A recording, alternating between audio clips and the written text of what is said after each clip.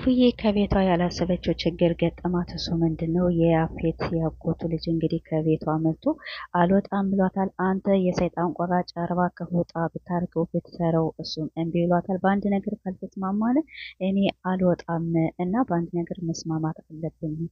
አሁን ባለቤቴ ሲመጣ ይቆጣኛል፣ እባክህ ውጣልኝ ብትለውም እሱም እንግዲህ እምቢ ብሏታል።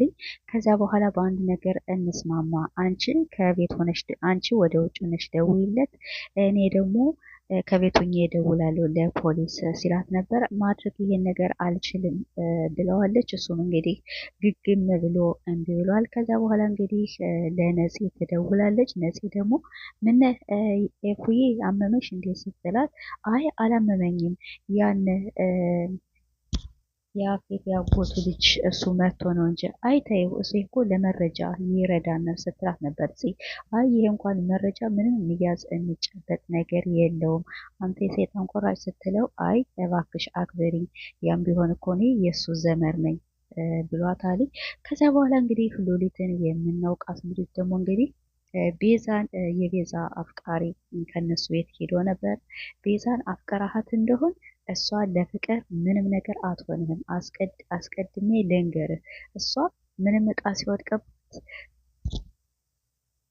እቃ ሲወድቅባት ናታን ድረስ ምንም ስትሆን ናታን ድረስ ነው የምትል እና ስለዚህ እኔ አስቀድሜ ልንገር ብዬ ነው። እሷ ለፍቅርም ለምንም አትሆንህም። እሱም እንግዲህ ይኸው የተረጋጋ ስለሆነ የቤዛ አፍቃሪ እንበል እንጂ ኖርማል ጓደኛዋ ነው። ከዛ በኋላ አይ እኔ ኖርማል ጓደኛዋ ነኝ ብሎ መለስላት። አይ እኔ አስቀድሜ ልንገር ብዬ ነው ስትመላለስ ያው ግራ ስለገባኝ ነው። እሱ እንግዲህ እንዴት በዘመዶችሽ ግን እንደዚህ ያለ ነገር ትሰሪያለሽ ብሏታል። ከዛ በኋላ እንግዲህ እሷ ነገረኛ ስለሆነች ተናገረች እና በመጨረሻም ስለምትፈራቸው እነ ቤዛን እነፂን ሁላቸውን ትፈራቸዋለች።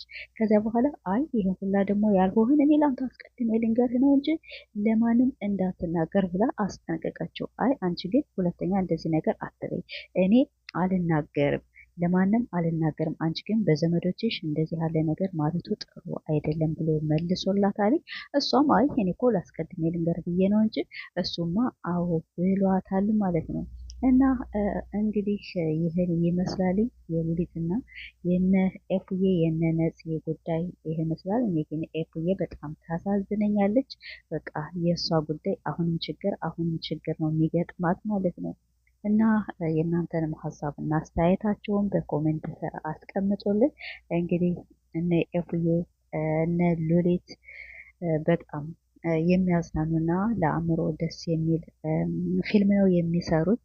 ግን አሁን ደግሞ ተለተሉ አይመጡም እና ለቤት ደግሞ አዲስ ከሆናችሁ ሰብስክራይብ፣ ላይክ እያደረጋችሁ አበረታቱን። በቀጣይ በሌላ ርዕስ ወይም በሌላ ቪዲዮ እስከምንገናኝ ደህና ቆዩልን።